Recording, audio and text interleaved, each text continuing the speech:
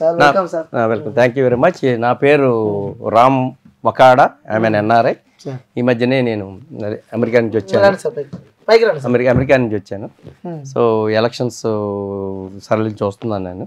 వచ్చిన వెంటనే అందరూ రకరకాలుగా సర్వేలు చెప్తున్నారు, కానీ నాకు ఒక ఐడియా ఉన్నది. అసలు ఈ సర్వేలకు సంబంధం లేకుండా ఏంటి అనేది నేను అనాలిసిస్ చేశాను. దాన్ని మీ ముందు తెలుసుకున్నాను. అంటే నిన్న మీ సర్వే నేను చూడడం జరిగింది, టోటల్లీ డిఫరెంట్ ఉంది. అంటే లైక్ మనం చూసిన సర్వేలు అన్నిటికీ కూటమి గెలుస్తుంది, ఈసారి ఏపీలో కూటమి గెలవబోతుంది, ఆల్రెడీ సీఎం కూడా కన్ఫర్మ్ అన్నట్టు కూడా కొన్ని సర్వేలు చూస్తున్నాం.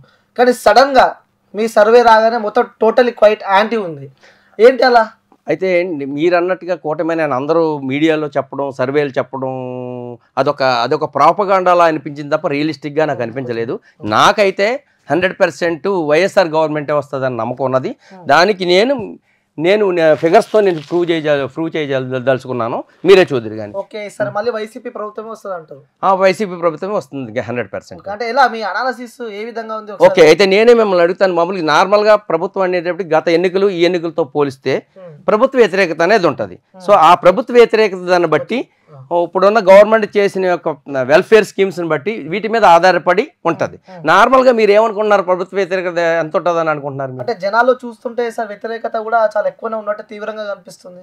అంటే సుమారు ఒక 10% అనుకుందాం. 10%. మీరే చెప్తున్నారు కదా 10%.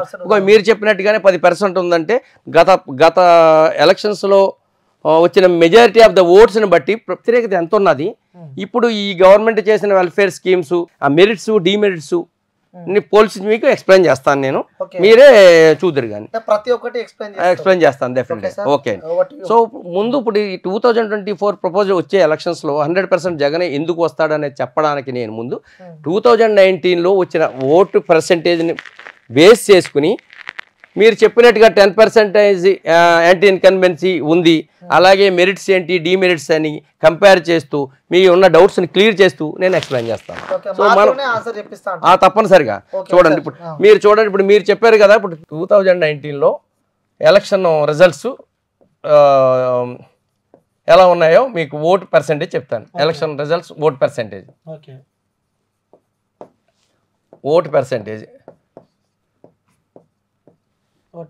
ఓట్ పర్సెంటేజ్ లాస్ట్ 2019లో వైఎస్ఆర్ గవర్నమెంట్ 50.5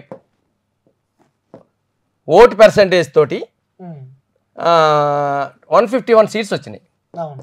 అలాగే టీడీపీ 39.5%తో 23 సీట్స్ వచ్చినాయి. జనసేన జేఎస్పీ 5.5తో 1 సీటే వచ్చింది. సో అదర్స్ ఇంకా మిగిలిన పర్సెంటేజ్ ఇంకెంత 4%, 4.5 అంత ఉంది అదర్స్. సో 0 వచ్చినాయి. అయితే ఇక్కడ ఇప్పుడు ఈ 3 పార్టీలు, బీజేపీ ఇందులో 1% ఉంది. సో ఇప్పుడు ఈ 3 పార్టీలు చూస్తే ఈ వైఎస్ఆర్ కలిసింది కాబట్టి, ఇప్పుడు వైఎస్ఆర్ కలిసింది కాబట్టి 50.5 ఉంది. ఈ 3 పార్టీలు కలిసి ఎన్డీఏ కలిసి 46% అయింది. టోటల్ 4.5% ఎక్కువగానే ఉంది వైఎస్ఆర్కి. అంటే ఏంటి, అప్పర్ హ్యాండ్లోనే ఉన్నది. అయితే మీరేమంటున్నారు, ప్రభుత్వ వ్యతిరేకం ఉన్నది కాబట్టి 10% తగ్గిపోతుంది అంటున్నారు. అంతే కదా. సో 10% తగ్గిపోతుంది అంటే ఇందులో 10% తీసేద్దాం. 10% తీసేస్తే ఆల్మోస్ట్ 4.5 పోతే 45.45.45 అంత ఉంటుంది వీళ్ళకి. అయితే ఇది ప్రభుత్వ వ్యతిరేకత అంటే ఆల్రెడీ ఓటు వేసిన వాళ్ళదే ప్రభుత్వ వ్యతిరేకత. ఎన్డీఏ ఆల్రెడీ వ్యతిరేకంగానే ఉన్నారు కదా. కానీ అందరూ ఏమనుకుంటారు, ఇక్కడ మళ్ళీ వీళ్ళకి కూడా ఇదే 46 వస్తుందని అనుకుంటారు. అంతే కదా. అప్పుడు ఏమైంది, 1% ఎక్కువ ఉంది అంతే, అంతకు మించి తేడా ఏమీ లేదు. అయితే ప్రభుత్వ వ్యతిరేకత యాడ్ అయితే ఇక్కడ ప్లస్ అవుతుంది ఇంకా మనకి. అదే చెప్తాను కదా. అయితే ఇక్కడ ఎన్డీఏకి వచ్చేటప్పటికి ఏమవుతుందంటే, ఒకసారి ఓటేసిన వాళ్ళలోనే ప్రభుత్వ వ్యతిరేకత ఉంటుంది. మళ్ళీ అలాగే ఒకసారి అపోజిషన్లో ఎన్డీఏకి వేసిన వాళ్ళ దగ్గర ఆ ప్రభుత్వ వ్యతిరేకత ఏముండదు.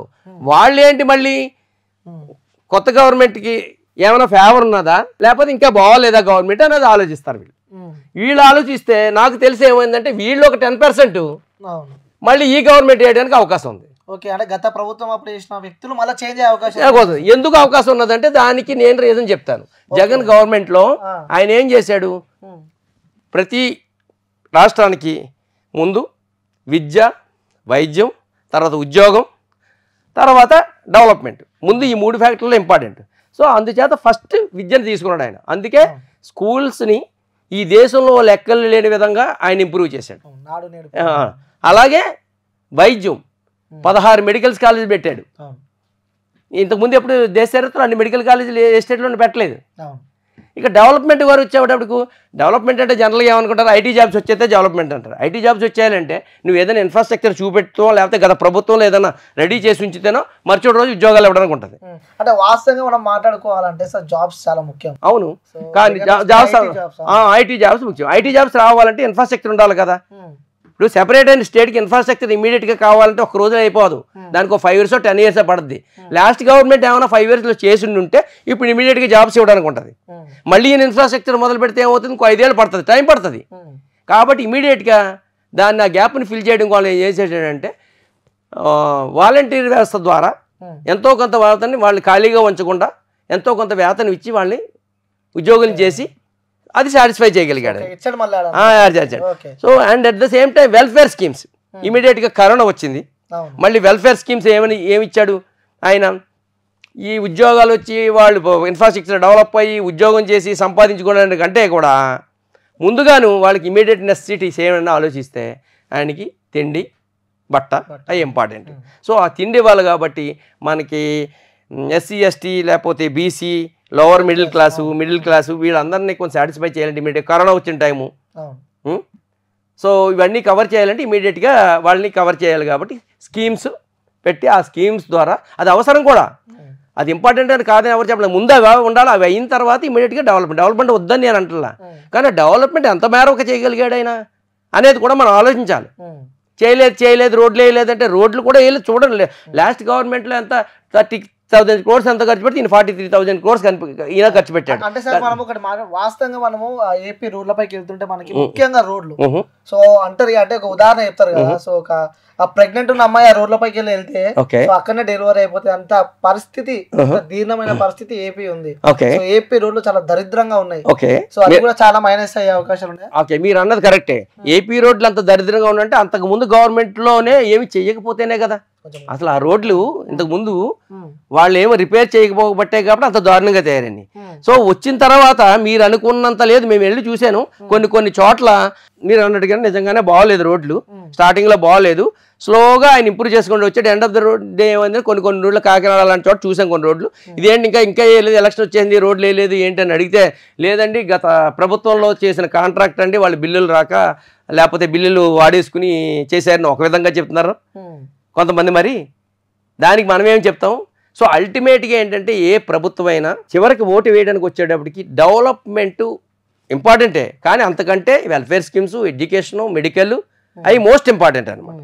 సో ఓటు వేసేటప్పటికి దాన్ని క్రైటీరియాగా తీసుకుంటారు ఎవరు తీసుకున్నా కానీ. సో ఈ మేజర్ ఫ్యాక్టర్స్ని మళ్ళీ వైఎస్ఆర్ గవర్నమెంట్ రావడానికి ఆల్రెడీ ఎన్డీఏ గవర్నమెంట్ అపోజ్ చేసిన వాళ్ళందరికీ కూడా స్కీమ్స్ అందినాయి. సో స్కీమ్స్ అందిన వాళ్ళు ప్రతిఫలం పొందిన వాళ్ళు కంపల్సరీ మళ్ళీ వాళ్ళు వేయడానికి అవసరం ఉంది.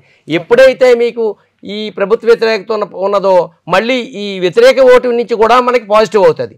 సో అందుచేత ఏమవుతుందంటే మళ్ళీ ఇందులో ఒక 10% వస్తే 4.6 కలిస్తే ఈయనకి, ఇందులో మళ్ళీ 4.6 ఓటు కలిస్తే ఇది 45.45 ప్లస్ 4.6 ఇప్పుడు ఏమైంది 49.6 50.05 సారీ 50.05 అయింది.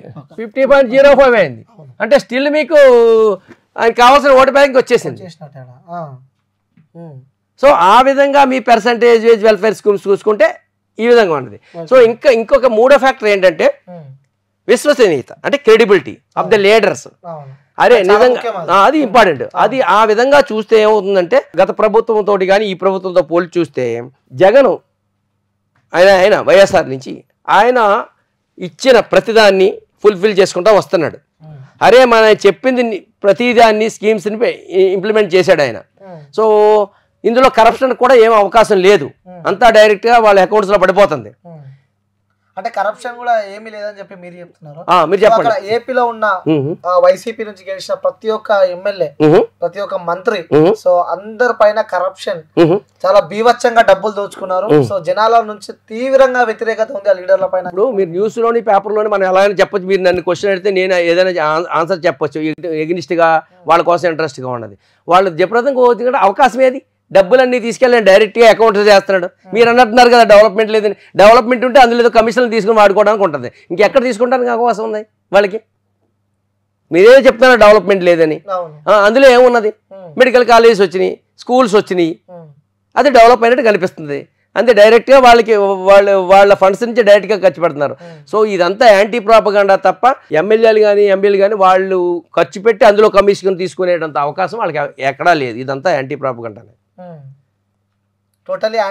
యాంటీ కావాలని చెప్పింది తప్ప అందులో వాళ్ళు తీసుకుని చేసేటానికి ఏమి కనిపించట్లేదు. సో మీకు ఇంకేమైనా క్వశ్చన్? అలాగే విశ్వసనీయతకు వచ్చేటప్పటికి ఏముందంటే జగన్ ఆయన అనుకున్న ఆయన చెప్పిన ప్రతి స్కీమ్ని ఆయన ఇంప్లిమెంట్ చేస్తున్నాడు. అదే చంద్రబాబు నాయుడు గారు ఉన్నారనుకో, ఆయన 14 years చేశారు. చివరిలో వచ్చిన తర్వాత ఆయన ఫుల్ఫిల్ చేయలేకపోయాడు. మళ్ళీ ఏంటి, యాంటీ ప్రాపగండా చేశారు. ఏమని యాంటీ ప్రాపగండా చేశారు? ఇలా స్కీమ్స్ ఇచ్చుకుంటా పోతే ఇది ఏదో నైజీరియా అయిపోద్ది, శ్రీలంక అయిపోతుంది, అయిపోద్దని యాంటీ ప్రాపగండా చేశారు. ఒక్కొక్కసారి ఏమవుతుందంటే విశ్వసనీయత కోల్పోయారనుకో, వాళ్ళు ఏ మాట చెప్పినా అది నెగిటివ్గా రిఫ్లెక్ట్ అవుతుంది. ఆయన ఆ విధంగా ఏమో అయిపోతుందని చెప్పి మళ్ళీ నేను ఇస్తానని మొదలెట్టాడు ఆయన. నేను మళ్ళీ ఇస్తానంటున్నాడు ఆయన.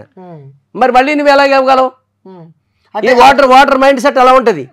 ఇప్పుడు ఒక మాట మాట్లాడి అదే పని చేయదని చెప్పి మళ్ళీ అది ఇస్తుంటే ఆయన మీద నమ్మకం పోయింది. ఇచ్చే హామీలు అన్ని దొంగ హామీలు, వైసీపీ ఇచ్చే హామీలు ప్రతి ఒక్కరు దొంగ హామీలు. సో మా 6 గ్యారంటీలో ప్రతి ఒక్కటి మేము గెలవగానే అమలు చేస్తామన్నట్టు కూడా కూటమి చెప్తున్నారు. అదే అంటుంటా. ఇప్పుడు వైఎస్ఆర్ ఇప్పుడు జగన్ ఏం చేశారు? ఆయన ఇచ్చిన ప్రతి నవరత్న అన్నింటినీ ఇంచుమించు 99.9 అందరికీ తెలుసున్న విషయమే. ఏ ఫలానా దాన్ని ఇంప్లిమెంట్ చేయలేదు, ఫలానా దాన్ని ఫుల్ఫిల్ చేయలేదు ఎవరినైనా చెప్పమనండి, ఆయన ఫుల్ఫిల్ చేశాడు. అదే చంద్రబాబు నాయుడు గారికి వచ్చేటప్పటికి లాస్ట్ టైము అన్నవి ఫుల్ఫిల్ చేయలేకపోయాడు ఆయన.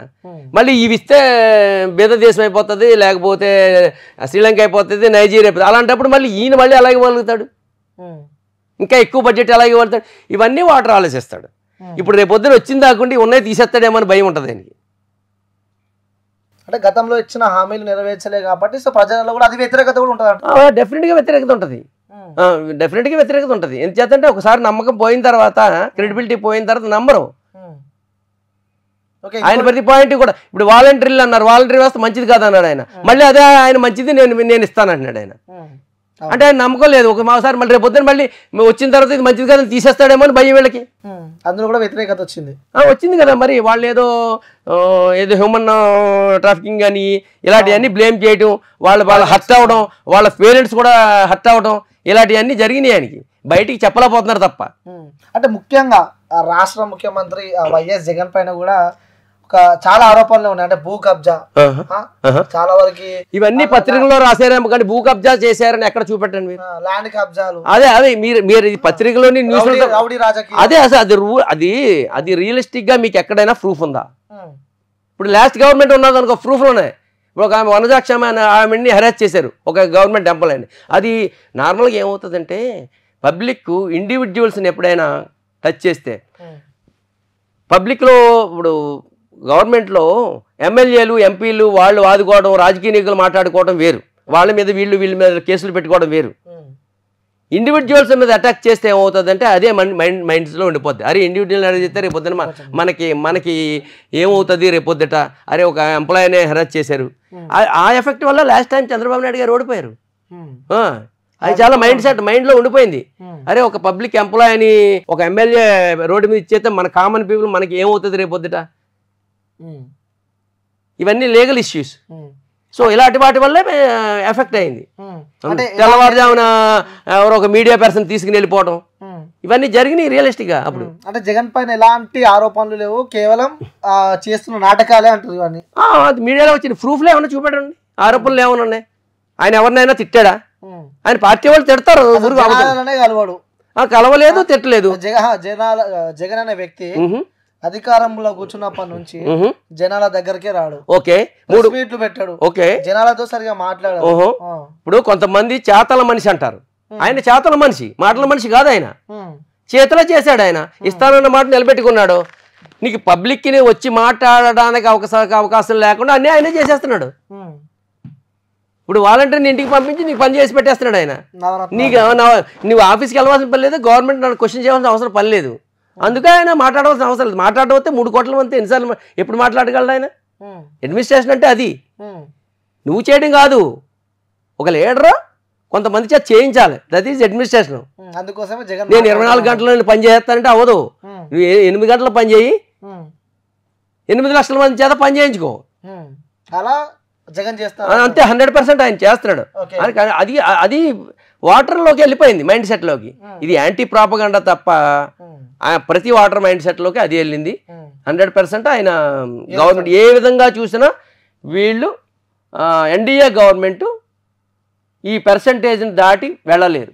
అందుకే ఈ మధ్య ఏదో ఆయన ఐపాక్ వాళ్ళతో నేను 160 వస్తానండి, మేబీ రావచ్చు. ఆయన ఆయన ఆయన అంతమందిని గెలిపించుకుని ఆయనకి అంత కాన్ఫిడెన్స్ ఉండాలి. మనం ఎలా మాట్లాడుకుంటున్నామంటే అది కూడా ఈ దేశంలో ఎవడో కూడా నువ్వు నాకు మంచి చేసావని అనుకుంటేనే నాకు ఓటేమని అడిగిన వాళ్ళు ఎవరు లేరు. వేరే వాళ్ళు అలా అడగలుగుతున్నారా? నేను 14 సంవత్సరాలు ఇది చేశాను, మేము ముగ్గురం కలిసి ఇచ్చేస్తాము అని ఏం అడగట్లా. ఆయన వద్దు, ఆయన వద్దు, ఆయన వద్దు, ఆయన వద్దు, ఆయన వద్దు, ఆయన దేనికి వద్దు? What is the reason? మంచిగా చేసేవాడు వద్దన్న అవసరం వచ్చింది. ఓటర్ అదే క్వశ్చన్ చేసుకుంటున్నాడు. ఓకే, అంటే ముఖ్యంగా ఈ ఎన్నికలకు సంబంధించి కూడా ఏపీలో సో పెద్ద సంఖ్యలో ఓటింగ్ పర్సంటేజ్ కూడా పెరిగింది. ఆ యువకులు, కొత్త ఓటర్లు, సో చాలా మంది కొత్త ఓటర్లు ఓట్లు వేశారు. సో ప్రతి ఒక్కరు ఆ బీసీ ఓటింగ్ కూడా పెద్ద ఎత్తున పవన్ కళ్యాణ్ వైపు, ఈ కూటమి వైపే ఉన్నారు అని చెప్పి కూడా సో వార్తలు ఇస్తున్నాయి. అంటే మనం రియలిస్టిక్ గా మాట్లాడుకోవాలి. సో పవన్ కళ్యాణ్ వైపు ఓటు ఉన్నారు, మీరు అన్నది అని నేను అన్నాను. కొంతవరకు పవన్ కళ్యాణ్కి మూవ్ అవుతున్నారు. మరి లాస్ట్ టైం రిజల్ట్స్ తో పోలిస్తే మనం దాన్ని కంపేర్ చేసుకోవాలి. లాస్ట్ టైం ఆయనకి ఎంత 5.5% వచ్చింది, అవునా? ఇప్పుడు ఓటర్లు అంతా వచ్చేస్తే 50% వచ్చేస్తుందా? Is it possible? ఇంకో 5% పెరగచ్చు, 10% అవ్వచ్చు, అంతే కదా? ఆయన ఎక్కడి నుంచి వచ్చారు? కొత్త ఓట్లు ఎంత పర్సెంటేజ్ వచ్చింది?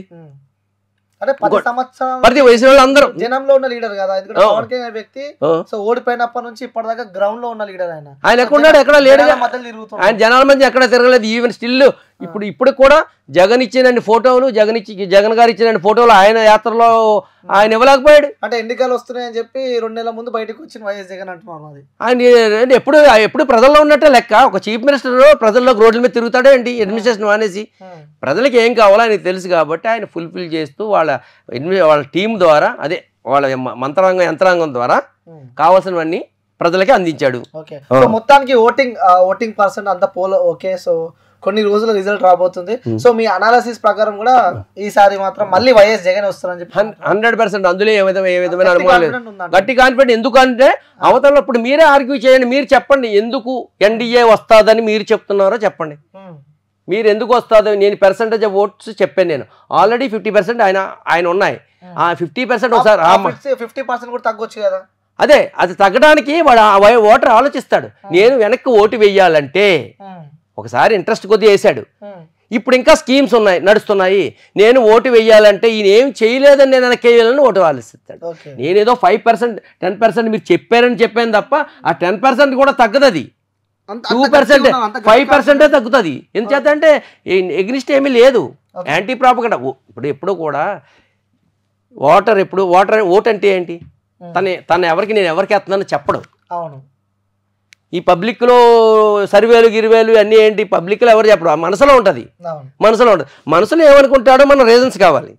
ఆయన రీజన్స్ ఏంటంటే నేను వెయ్యాలా వద్దా, ఎందుకు వేయాలి, ఎందుకు వేయకూడదు, ఉన్న గవర్నమెంట్కి నేను ఎందుకు వేయాలి, పాతవాడు వేసాడు 50%, ఎందుకు వేయాలంటే ఆయనకి 90% ఆఫ్ ద ఫ్యాక్టర్స్ ఆయనకి వేయడానికే రీజన్ చూపుతున్నాయి. వెయ్యకపోవడానికి ఆయనకి నెగిటివ్ లేదు, అపోజిషన్ పార్టీకి అంత స్ట్రెంగ్త్ లేదు, వీళ్ళు ఏం చేస్తామని చెప్పడానికని అపనమ్మకం. సో అందుచేత వైఎస్ఆర్ జగన్కే వేయడానికి 100% నమ్మకం ఉన్నది. ఈవెన్ 10% కూడా 5%. అది జనరల్గా ఉండే ఇది ఇన్ఫ్లుయెన్స్ వల్ల, మీడియా ఇన్ఫ్లుయెన్స్ వల్ల పబ్లిక్ కూడా అంత తెలియదు. 4 సార్లు పదే ఏదో చెప్తే నిజమని నేను నమ్మే పర్సంటేజ్ ఉంటుంది. చివరికి వచ్చేటప్పుడు ఉంటుంది. Same thing with opposition parties. Okay, so 175కి 175 ఈసారి పక్క కన్ఫర్మ్ అని చెప్పి అంటున్నారు. ఇప్పుడు 175కి 175 అంటే నార్మల్గా ఆయన చేశాను నమ్మకం చెయ్యాలి అని ఉంటుంది. కానీ కొంతమంది ఆయన నిలబెట్టిన క్యాండిడేట్స్లో కూడా 175 మంది ఫేవరబుల్గా ఆయన చెప్పినట్టుగా చేయలేకపోవచ్చు, ఆ ఓటుని తీసుకురాలేకపోవచ్చు. ఆయన రావాలని ఉంటుంది. కానీ అందులో 10 మందో 20 మందో నెగిటివ్ ఉండొచ్చు. 100% అంత యాక్టివ్ ఎమర్జీ అయిపోయినంత క్వాలిటీస్ లేకపోవచ్చు, వాళ్ళకు ఉన్నది కెపాసిటీ అంతే. సో అలాంటి వాళ్ళు కొంతమంది పోవచ్చు. అల్టిమేట్గా ఏంటంటే నాకు తెలిసి అయితే మినిమం 110 వస్తాయి. అది తర్వాత ఎంతైనా రావచ్చు అని అనుకుంటున్నాను నేను ఈ మధ్య అందరినీ ఓటర్స్ని గ్రౌండ్ లెవెల్లో చూసిన దాన్ని బట్టి. ఓకే, సో మొత్తానికి అయితే ఏపీ గడ్డపై మరోసారి వైసీపీ జెండా ఎగరబోతుంది 100%. అందులో ఏమీ తేడా లేదు. ఎందుకంటే ఇవే ఫ్యాక్టర్స్ మీరు సొంతంగా అనలైజ్ చేసుకోండి. అపోజిషన్ ఎప్పటికీ స్టిల్ లోవర్ హ్యాండ్లోనే ఉంది. అది ఎప్పుడు అప్పర్ హ్యాండ్ రీచ్ కాలేదు. వాళ్ళు అంత స్ట్రాంగ్ అంటారు. అంత స్ట్రాంగ్ ఉంది. అప్పర్ హ్యాండ్ రీచ్ కాలేకపోయారు. మనం ఏదో ఫిగర్స్ మీడియాలో అనాలిసిస్లు తప్ప ఏదో డెవలప్మెంట్ లేదో అనే డెవలప్మెంట్ లేదంటే డెవలప్మెంట్ చేసింది కూడా వాళ్ళు చెప్పుకోలేకపోయారు. ఇప్పుడు చేసిన వాళ్ళు కొంచెం చెప్పలేరు. నెగిటివే తొందరగా వెళ్ళిపోతుంది. నెగిటివ్ వెళ్తుంది. సరే చివరిగా ఓటు వేసాడు మళ్ళీ ఆలోచిస్తాడు. 100%. Okay sir, thank you sir, thank you so much. Thank you. So viewers చూడొచ్చు, ఎన్ఆర్ఐ రామ్ గారు కూడా తన సర్వేలో చెప్తున్నారు జగన్ గారేమో 175 సీట్లు పక్కా కొడతామని చెప్పి చెప్తుంటే, సో తను అనాలిసిస్ ప్రకారం విత్ ప్రూఫ్స్ అండ్ విత్ ఎగ్జాంపుల్తో సగా మనకు చూపించాడు. సుమారు అంటే 110+ కొట్టే అవకాశాలు ఉన్నాయని చెప్పి కూడా చెప్పారు. సో ఇది మన రామ్ గారితో. సో ఇంకొక దాంతో మళ్ళీ కలుస్తా. Until then take care, bye bye, signing off. Kubera Lakshmi కటాక్షంతో అందరి ఇంట్లో బంగారం వజ్రం వెండి నిండా. లలిత అక్షయ తృతీయ బంగారు నగలకు తరుగులో 1% తగ్గింపు. వజ్రాభరణాలు క్యారెట్కు 5,000 తగ్గింపు.